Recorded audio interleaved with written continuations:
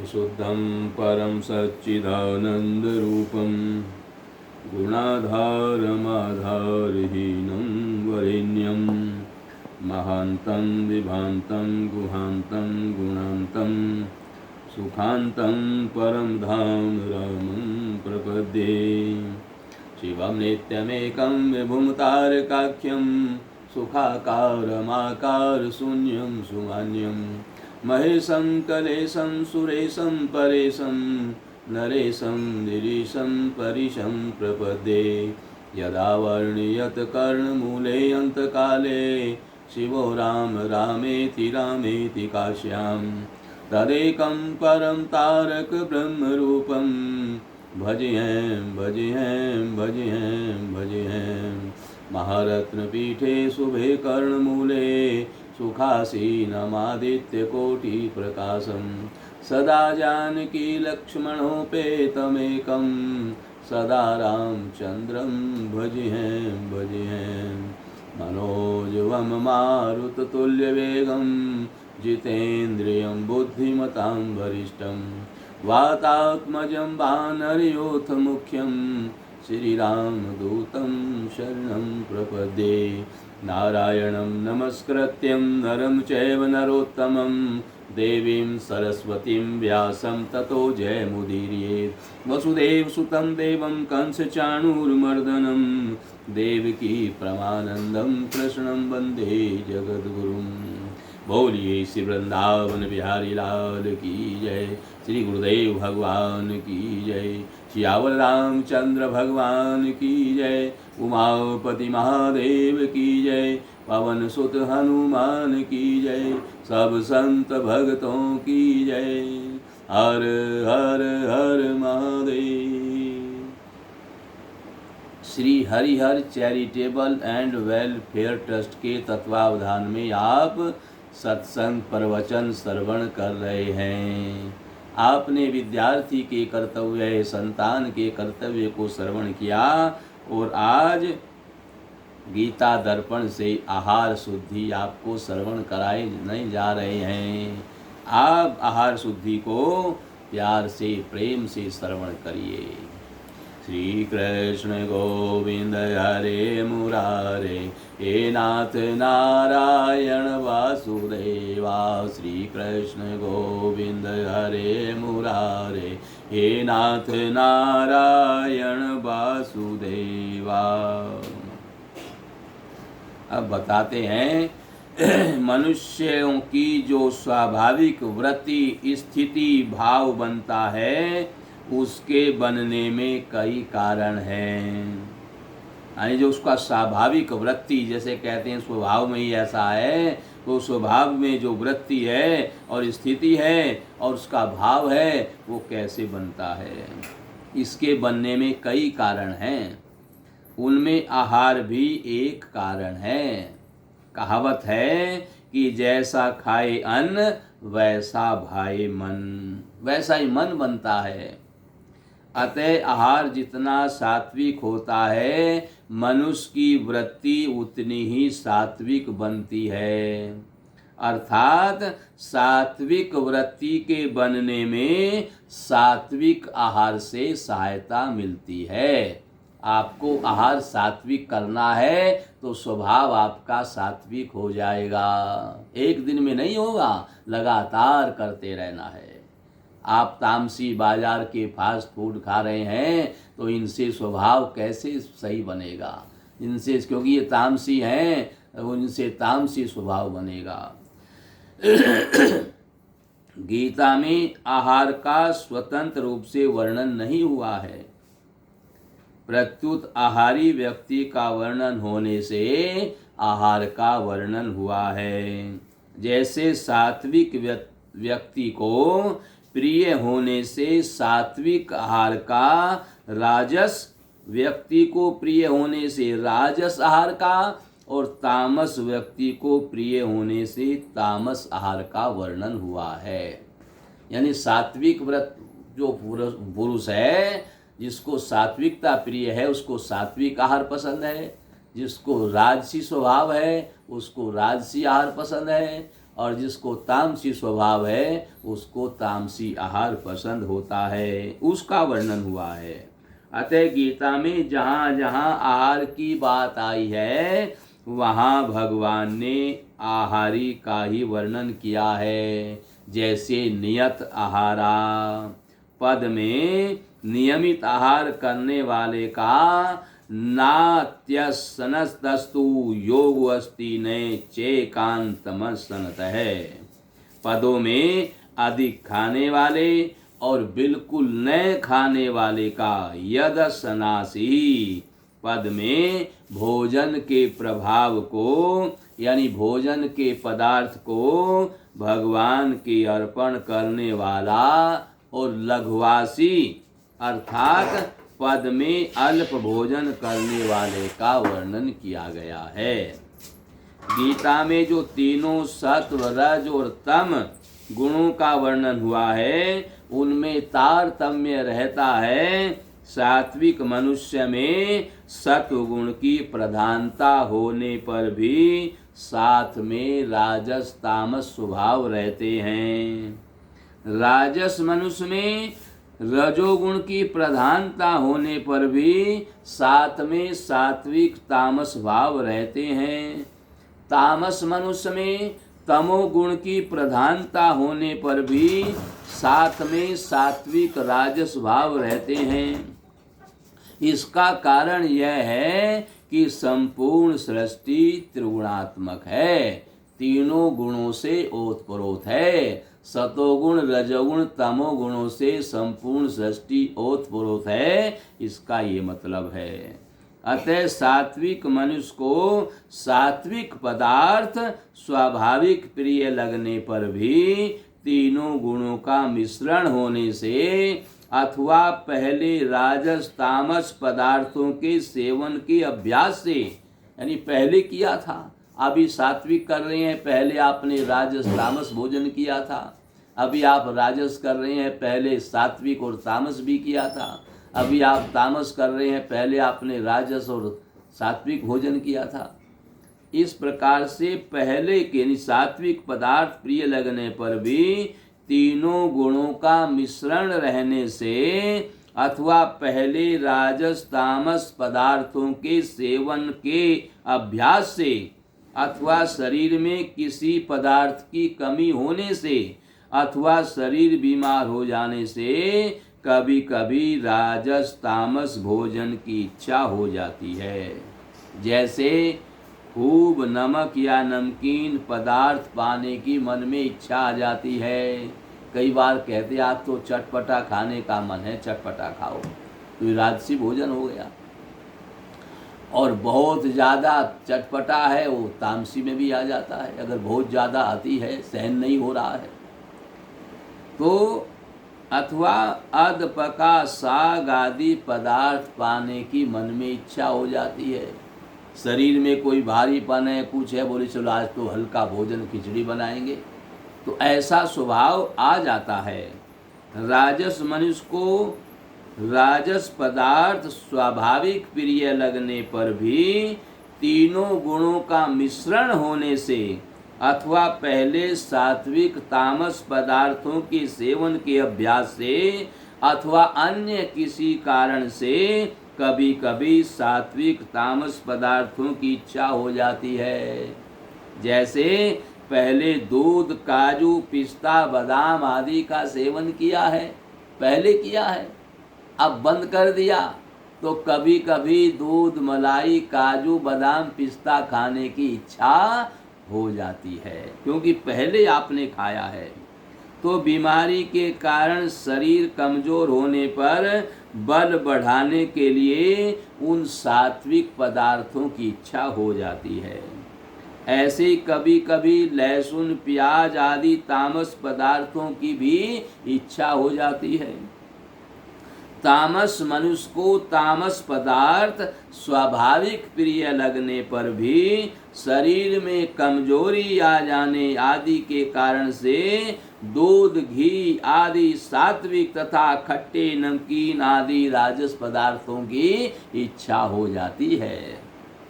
सात्विक मनुष्य की पूर्व संस्कार आदि के कारण राजस तामस भोजन की इच्छा हो जाने पर भी वह इच्छा राजस तामस पदार्थों की सेवन करने के लिए बाध्य नहीं करती है, क्योंकि उनमें सतोगुण की प्रधानता रहने से विवेक जागृत रहता है। जो सात्विक भोजन करता है उसको राजसी तामस भोजन की जो है इच्छा भले ही हो जाए, लेकिन उसको बाध्य नहीं करती है, क्योंकि उसका स्वभाव सात्विक है और सात्विक भोजन के करने से उसके अंदर विवेक जागृत रहता है। इतना ही नहीं, सात्विक पदार्थ स्वाभाविक प्रिय लगने पर भी उसमें सात्विक पदार्थों की प्रबल इच्छा नहीं रहती है। सात्विक पदार्थों की भी उसमें प्रबल इच्छा नहीं रहती है। सात्विक पदार्थ ले रहा है लेकिन उसकी भी प्रबल इच्छा नहीं है। तीव्र वैराग्य होने पर तो सात्विक एवं ठीक रखने वाले सात्विक पदार्थों की भी उपेक्षा हो जाती है। जब आगे आगे जीवन बढ़ता है तो उसमें सात्विक पदार्थों की भी स्वाभाविक प्रिय लगते हैं, फिर भी उनकी इच्छा नहीं रहती है। तीव्र वैराग्य होने पर तो उनकी उपेक्षा ही हो जाती है। राजस मनुष्य में शरीर को पुष्ट एवं ठीक रखने वाले सात्विक तथा तामस पदार्थों की इच्छा हो जाती है। राग की प्रधानता होने से यह इच्छा उन पदार्थों का सेवन करने के लिए उनको बाध्य कर देती है। सात्विक का भोजन ले रहे हैं तो आपको तामसी राजसी के लिए तो बाध्य करेगी ही नहीं, सात्विक के लिए भी बाध्य नहीं करेगी। लेकिन राजसी तामसी भोजन करने वाले को राजसी तामसी पदार्थ बाध्य कर देते हैं, मजबूरी हो जाती है, उनको खाने ही पड़ते हैं। तामस मनुष्य में भी सात्विक राजस मनुष्यों के संग से सात्विक राजस पदार्थों के सेवन की रुचि हो जाती है, परंतु मोह मूढ़ता की प्रधानता होने से इस इच्छा का उस पर विशेष असर नहीं पड़ता है। सात्विक मनुष्य भी अगर सात्विक पदार्थों यानी भोजन का राग पूर्वक अधिक मात्रा में सेवन करेगा तो वह भोजन राजसी हो जाएगा। यानी सात्विक भोजन भी ज़्यादा मात्रा में करोगे तो वो भी तामसी हो जाएगा। ये नहीं कि सात्विक भोजन जितना मर्जी करो, हिसाब से करना है, जितनी आवश्यकता उतना ही करना है। आवश्यकता से ज़्यादा करोगे तो वो सात्विक भोजन भी बोले राजसी हो जाएगा, तामसी हो जाएगा, और वह भोजन राजस भी हो जाएगा।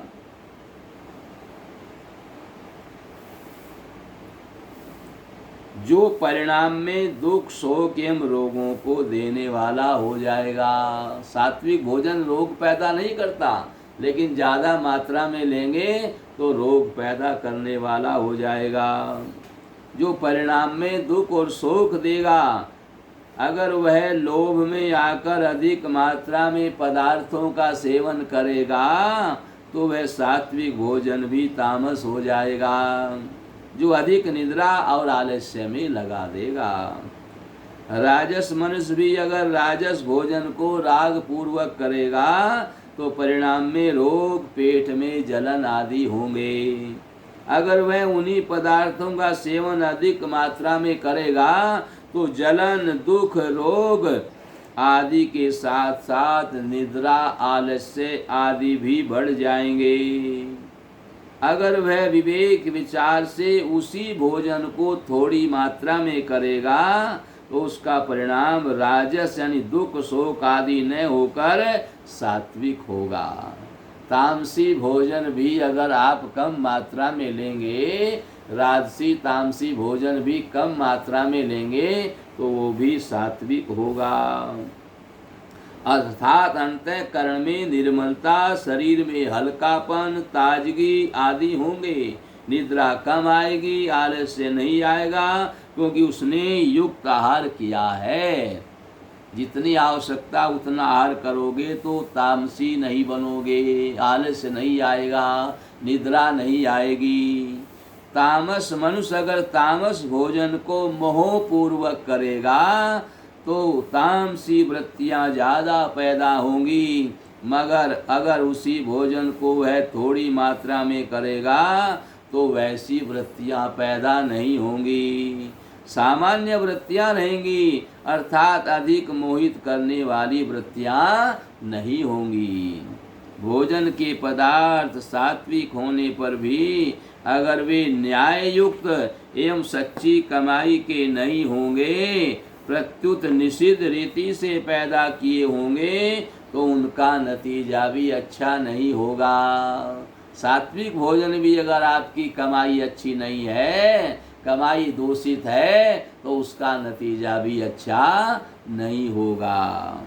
वे कुछ न कुछ राजसी तामसी वृत्तियां पैदा करेंगे, जिससे पदार्थों में राग बढ़ेगा, निद्रा आलस्य भी ज़्यादा होंगे। अतः भोजन के पदार्थ सात्विक हों, सच्ची कमाई के हों, पवित्रता पूर्वक बनाए जाएं, भगवान को भोग लगाकर शांति पूर्वक थोड़ी मात्रा में पाए जाएं, तो उनका नतीजा बहुत अच्छा होता है। राजस भोजन न्याययुक्त और सच्ची कमाई का होने पर भी तत्काल को भोजन का ही असर होगा, अर्थात पेट में जलन आदि पैदा होगी, होने के कारण कि भोज्य पदार्थों का शरीर के साथ ज़्यादा संबंध होता है। परंतु भोजन सच्ची कमाई का होने से परिणाम में वृत्तियाँ अच्छी बनेंगी और राजसी वृत्तियाँ ज़्यादा देर नहीं ठहरेंगी। वृत्तियों में शोक चिंता आदि की तीव्रता नहीं बढ़ेगी, शांत रहेंगी। तामस भोजन सच्ची कमाई का होने पर भी तामसी वृत्तियाँ तो बनेंगी ही। हाँ, सच्ची कमाई का होने से तामसी वृत्तियों का स्थायित्व नहीं रहेगा, कभी कभी सात्विक वृत्तियाँ भी आ जाएंगी। सात्विक मनुष्य में विवेक जागृत रहता है, अतः वह पहले भोजन के परिणाम को देखता है, अर्थात उसकी दृष्टि पहले परिणाम की तरफ जाती है। इस भोजन के करने से क्या फल मिलेगा, नतीजा क्या होगा। इसलिए सात्विक आहार पहले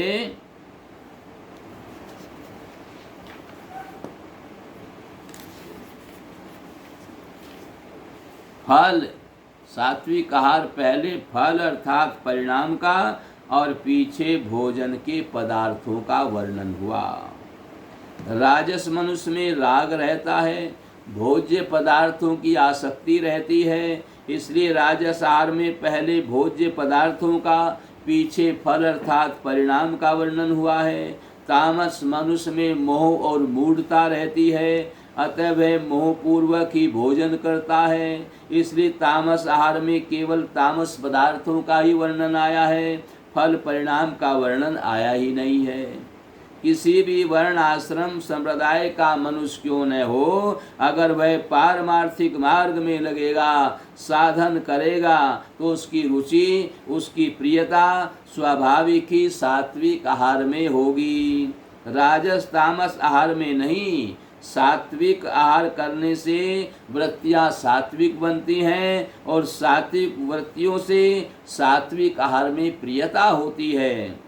कर्म योगी में निष्काम भाव की, ज्ञान योगी में विवेक पूर्वक त्याग की और भक्ति योगी में भगवत भाव की मुख्यता रहती है।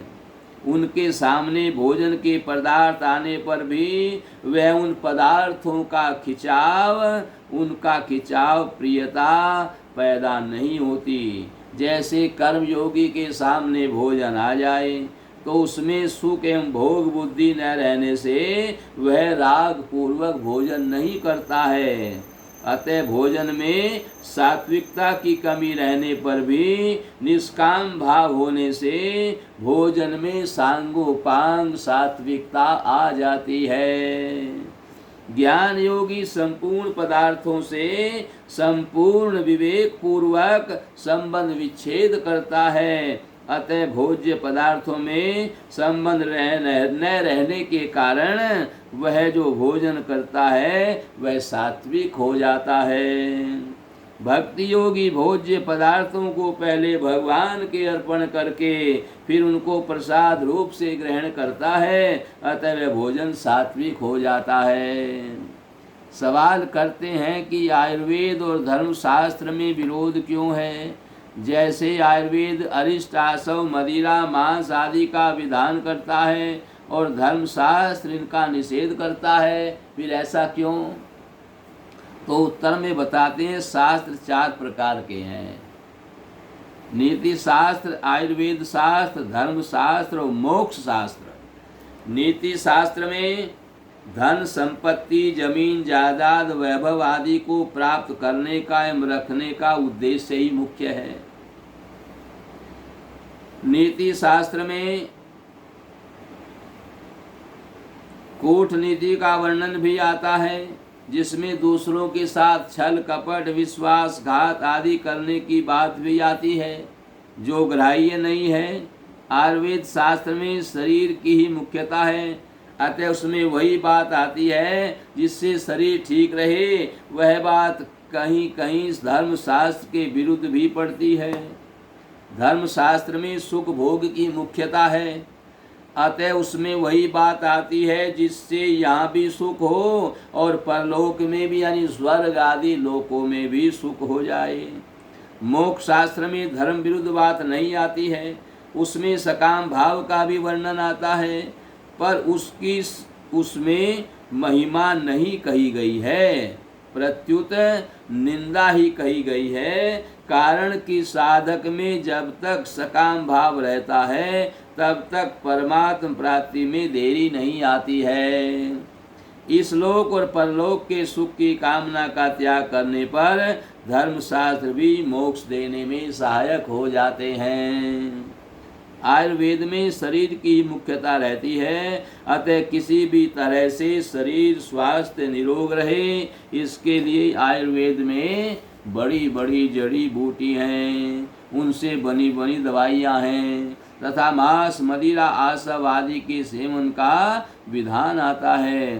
धर्मशास्त्र में सुख भोग की मुख्यता रहती है, अतः उसमें भी स्वर्ग आदि की प्राप्ति के लिए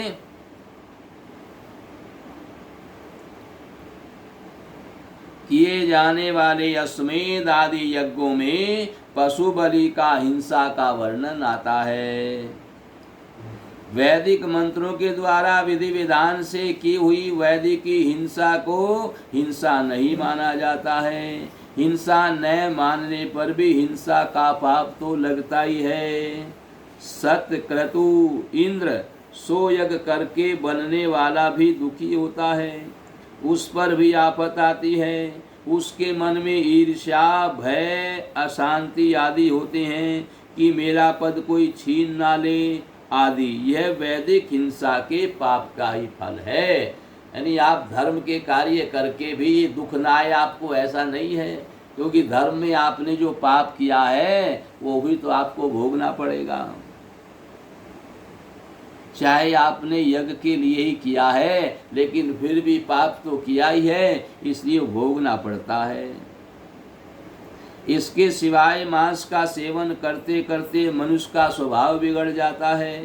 फिर उसमें परलोक की प्रधानता न रहकर स्थूल शरीर की प्रधानता हो जाती है और वह शास्त्रीय विधान के बिना भी मांस का सेवन करने लग जाता है।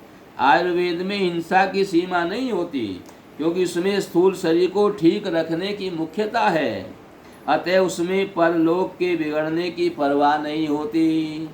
धर्मशास्त्र में सीमित हिंसा होती है, जिससे परलोक बिगड़ जाए, ऐसी हिंसा नहीं होती है। परंतु धर्मशास्त्र में मनुष्य के कल्याण मोक्ष की परवाह नहीं होती। तात्पर्य है कि आयुर्वेद और धर्मशास्त्र दोनों ही प्रकृति के राज्य में हैं। जब तक अंतःकरण में नाशवान पदार्थों का महत्व रहता है तब तक मनुष्य पाप से, हिंसा से बच नहीं सकता। वह अपनी भी हिंसा पतन करता है और दूसरों की का भी पतन करता है। परंतु जिसमें सकाम भाव नहीं है उसके द्वारा हिंसा नहीं होती। अगर उसके द्वारा हिंसा हो भी जाए तो भी उसको पाप नहीं लगता है, क्योंकि पाप कामना राग में ही है, क्रिया में नहीं है। लोगों की प्राय ऐसी धारणा बन गई है कि औषध रूप में मांस आदि अशुद्ध चीज खाना बुरा नहीं है। दवाई भी तो लेते हैं, ये भी ले लो। परंतु ऐसा मानने वाले वे ही लोग हैं जिनका केवल शरीर को ठीक रखने का सुख आराम का ही लक्ष्य है, जो धर्म की अथवा अपने कल्याण की परवाह नहीं करते हैं, वो ऐसा करते हैं। औषध रूप में भी अभक्ष्य भक्षण करने से हिंसा और अपवित्रता तो आ ही जाती है। अतः औषध रूप में भी अभक्ष्य भक्षण नहीं करना चाहिए। दवाई भी लो तो सात्विक लो। अगर शरीर रहेगा, सवाल पूछते हैं, अगर शरीर रहेगा तो मनुष्य साधन भजन करेगा।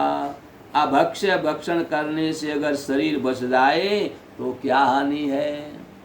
तो बताते हैं अभक्ष्य भक्षण करने से शरीर बच जाए, मौत टल जाए, यह कोई पक्की बात नहीं है, गारंटीड बात नहीं है। अगर आयु शेष होगी तो शरीर बच जाएगा और आयु शेष नहीं होगी तो शरीर नहीं बचेगा, क्योंकि उसका शरीर का बचना अथवा न बचना प्रारब्ध के अधीन है, वर्तमान के कर्म के अधीन नहीं है। अभक्ष्य भक्षण से शरीर बच नहीं सकता और केवल शरीर की किंचित पुष्टि हो जाती है, पर अभक्ष्य भक्षण से जो पाप होगा उसका दंड तो भोगना ही पड़ेगा। मनुष्य साधन भजन का तो केवल बहाना बनाता है, वास्तव में तो शरीर में राग आसक्ति रहने से ही वह अशुद्ध दवाइयों का सेवन करता है। जिसका शरीर में राग नहीं है, जिसका उद्देश्य अपना कल्याण करना है, वह प्रतिक्षण नष्ट होने वाले शरीर के लिए अशुद्ध चीजों का सेवन करके पाप क्यों करेगा? फिर सवाल किया कि आजकल कई लोग जीव रहित अंडा खाने में दोष नहीं मानते। ये कहाँ तक रहित है? अंडा खाते हैं, बोले इसमें जीव नहीं होता, तो बोले कहाँ तक सही है? तो उत्तर में बताते हैं जीव रहित होने पर भी वह साग सब्जी की तरह शुद्ध तो नहीं है, प्रत्युत महान अशुद्ध है, क्योंकि वह अंडा महान है, पवित्र रज रक्त और मांस से ही बनता है। माताएं बहनें जब रजस्वला हो जाती हैं तब उनको हम छूते भी नहीं, दूर से ही नमस्कार करते हैं, क्योंकि उनको छूने से पवित्रता आती है। रजस्वला स्त्री की छाया पड़ने से सांप अंधे हो जाते हैं, पहाड़ काले पड़ जाते हैं, जलाशय को छूने से उसमें जीव जंतु पैदा हो जाते हैं, अन्न वस्त्र आदि को छूने से अपवित्र हो जाते हैं। कारण कि रजस्वला स्त्री के शरीर से जहर निकलता है, जिसके निकल जाने पर वह शुद्ध हो जाती है। इस प्रकार जिस रज को अपवित्र मानते हैं उसी रज से अंडा बनता है, अतः अंडा खाने वाले में वह अपवित्रता आएगी ही।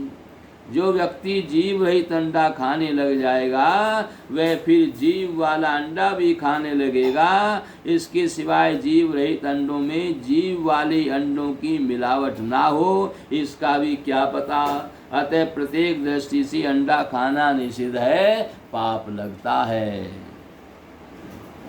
फिर सवाल पूछते हैं जड़ी बूटियां उखाड़ने में भी तो हिंसा होती है, अतः उनसे बनी हुई दवाइयाँ लेनी चाहिए या नहीं? तो उत्तर में बताते हैं चतुर्थाश्रमी सन्यासी त्यागी अगर जड़ी बूटियों से बनी शुद्ध दवाई भी ना लें तो अच्छा है, क्योंकि उनमें त्याग ही मुख्य है। ऐसे तो त्याग सबके लिए ही अच्छा है, पर गृहस्थ आदि यदि जड़ी बूटियों से बनी दवाइयाँ लें तो उनके लिए उतना दोष नहीं है। जैसे जो खेती आदि करते हैं उनके द्वारा अनेक जीव जंतुओं की हिंसा होती है, पर उस हिंसा का उतना दोष नहीं लगता है, क्योंकि जानबूझ कर के मारेंगे ज़्यादा दोष लगेगा। खेती करने में थोड़ा बहुत कीड़े मकोड़े मरे उसका पाप तो लगेगा, लेकिन विशेष यानी असर नहीं होगा, क्योंकि उनमें त्याग ही मुख्य है। जैसे जो खेती आदि करते हैं उनके द्वारा जीव जंतुओं को हिंसा होती है, पर उन्हें दोष नहीं लगता, क्योंकि खेती से उत्पन्न होने वाले अन्न आदि के द्वारा प्राणियों का जीवन चलता है। अगर पाप होगा इस भाव को सोच करके खेती ना करें तो लोग भूखों मर जाएंगे, तो उससे उनका जीवन चलता है, इसलिए पाप नहीं लगता। ऐसे ही जो मनुष्य जो लोग जड़ी बूटियां उखाड़ते हैं उनके द्वारा हिंसा तो होती है, पर उसका उतना दोष नहीं लगता, क्योंकि उस औषधि के द्वारा लोगों को निरोगता प्राप्त होती है। पद्म पुराण में आता है कि मनुष्य किसी भी जलाशय का पानी पिए तो उस जलाशय में से थोड़ी सी मिट्टी निकालकर किनारे पर डाल दे। इसका तात्पर्य यह है कि जलाशय किसी दूसरे व्यक्ति ने खुदवाया है, अतः उसमें से मिट्टी निकालने से जलाशय के खोदने में हमारा भी हिस्सा हो जाएगा, जिससे उस जलाशय का पानी पीने पराया हक लेने का दोष नहीं लगेगा। अतः ऐसे ही जो जड़ी बूटियां औषध बनाने के काम में आती हैं उनको जल आदि से पुष्ट करना चाहिए, उनकी विशेष रक्षा करनी चाहिए, उनको निरर्थक नहीं उखाड़ना चाहिए। उसके बाद फिर सवाल पूछते हैं, रोग दो प्रकार से पैदा होते हैं, प्रारब्ध से और कुपथ्य से। यानी रोग किस प्रकार पैदा होते हैं, सवाल रखा कि रोग किस प्रकार पैदा होते हैं, तो बताया कि रोग दो प्रकार से पैदा होते हैं, प्रारब्ध से और कुपथ्य से। प्रारब्ध के कारण भी रोग होते हैं, और आपने भोजन ठीक नहीं किया, गलत पदार्थ खाया, उससे भी रोग पैदा होते हैं। पुराने पापों का फल भुगतने के लिए शरीर में जो रोग पैदा होते हैं उनको प्रारब्धजन्य कहते हैं। जो रोग निषिद्ध खान पान से आहार विहार से पैदा होते हैं उनको कुपथजन्य रोग कहते हैं। आगे सवाल करते हैं कि रोगी हम कैसे पहचाने कि यह रोग तो प्रारब्धजन्य है और ये रोग कुपथजन्य है, ये हम कैसे हिसाब लगाएं? तो बताते हैं, पथ्य का सेवन करने से, संयम पूर्वक रहने से और दवाई लेने से भी जो रोग मिटता नहीं है उसको प्रारब्धजन्य मानना चाहिए, वो असाध्य है। और दवाई और पथ्य का सेवन करने से जो रोग मिट जाता है उसको कुपथ्य जानना चाहिए। कुपथ्यजन्य रोग 4 प्रकार के होते हैं, साध्य, कृच, साध्य, याप्य और असाध्य। जो रोग दवाई लेने से मिट जाते हैं वे साध्य हैं। जो कई रोग कई दिन तक दवाई और पथ्य का विशेषता से सेवन करने पर दूर होते हैं, कृच्छ साध्य हैं, वे साध्य हैं, कुछ साध्य हैं, इनको कृच साध्य कहते हैं। जो रोग पथ्य पर आदि का सेवन करते रहने से दबे रहते हैं, जड़ से नहीं मिटते, वे याप्य हैं। जो रोग दवाई आदि का सेवन करने पर भी नहीं मिटते, वे असाध्य हैं। प्रारब्ध से होने वाला रोग तो असाध्य होता ही है, कुपथ्य से होने वाला रोग भी कभी कभी असाध्य हो जाता है।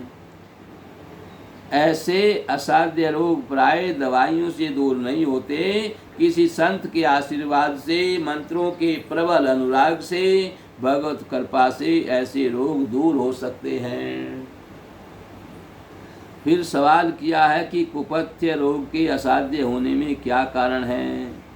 इसमें कई कारण हो सकते हैं।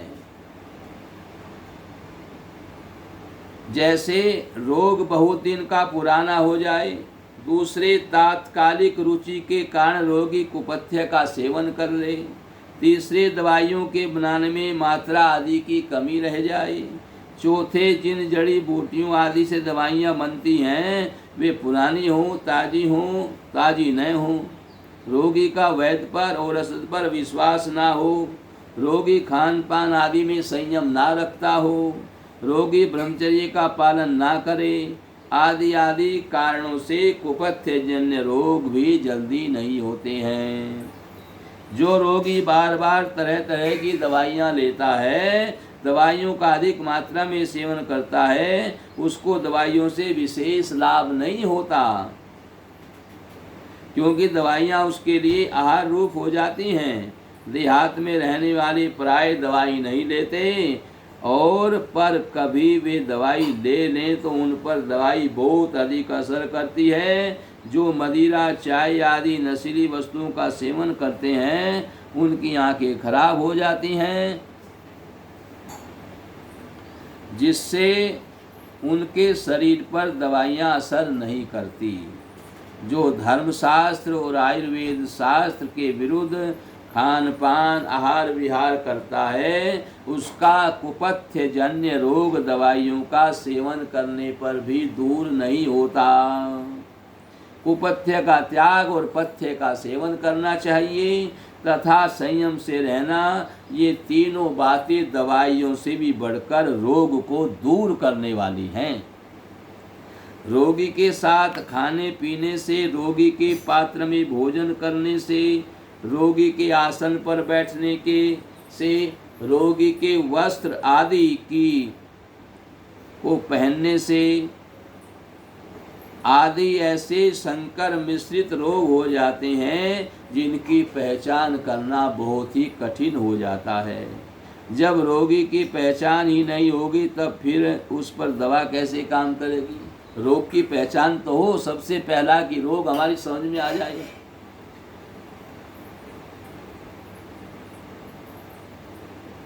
तो फिर उस पर दवा कैसे काम करेगी। युग के प्रभाव से जड़ी बूटियों की शक्ति क्षीण हो गई है, कई दिव्य जड़ी बूटियाँ लुप्त हो गई हैं, दवाइयाँ बनाने वाले ठीक ढंग से दवाइयाँ बनाते नहीं हैं और पैसों के लोभ में आकर जिस दवाई में जो जो चीज़ मिलानी चाहिए उसे न मिलाकर दूसरी ही चीज़ मिला देते हैं, अतः उस दवाई का वैसा गुण नहीं होता है। देहात में रहने वाले मनुष्य खेती का परिश्रम का काम करते हैं तथा माताएं बहनें घर में चक्की चलाती हैं, परिश्रम का काम करती हैं, उनको अन्न जल हवा आदि भी शुद्ध मिलती है, अतः उनको कुपथ्य जन्य रोग नहीं होते। परंतु जो वास्तव में रहने वाले हैं वे शारीरिक परिश्रम भी नहीं करते और उनको शुद्ध अन्न जल अथवा हवा आदि भी नहीं मिलते, अतः उनको कुपथ्य जन्य रोग होते हैं। हाँ, पर ब्रह्म जन्य रोग तो सबको ही होते हैं, चाहे वे देहाती हों चाहे वे शहरी हों। इस प्रकार से सत्संग की बड़ी महिमा है। सत्संग की महिमा सबका कल्याण करने वाली है। मनुष्य को शास्त्र की आज्ञा के अनुसार शुद्ध दवाइयों का सेवन करना चाहिए। अगर कोई साधु सन्यासी गृहस्थ रोगी होने पर भी दवाई न ले तो इससे भी रोग दूर हो जाता है, क्योंकि दवाई न लेना भी एक तप है जिससे रोग दूर होते हैं। जो रोगों के कारण दुखी या प्रसन्न रहता है उस पर रोग ज़्यादा असर करते हैं, परंतु जो भजन स्मरण करता है, संयम से रहता है, प्रसन्न रहता है, उस पर रोगी का ज़्यादा असर नहीं होता है। प्रसन्नता के से उसके रोग मिट जाते हैं। प्रारब्ध जन्य रोग के मिटने में दवाई तो केवल निमित्त मात्र बनती है, मूल में तो प्रारब्ध कर्म समाप्त होने से ही रोग मिटता है। जिन कर्मों के कारण रोग पैदा हुआ है उन कर्मों से बढ़कर कोई पुण्य कर्म, प्रायश्चित मंत्र आदि का अनुष्ठान किया जाए तो प्रारब्ध जन्य रोग मिट जाता है। यानी जितना बड़ा रोग था उसी के अनुसार यज्ञ हवन किया जाए तब ठीक होता है, परंतु इसमें प्रारब्ध के बलाबल का प्रभाव पड़ता है, अर्थात प्रारब्ध की अपेक्षा अनुष्ठान प्रबल हो तो रोग मिट जाता है। अनुष्ठान की अपेक्षा प्रारब्ध केवल हो ही तो रोग नहीं मिटता, अर्थात थोड़ा भी प्राप्त होता है।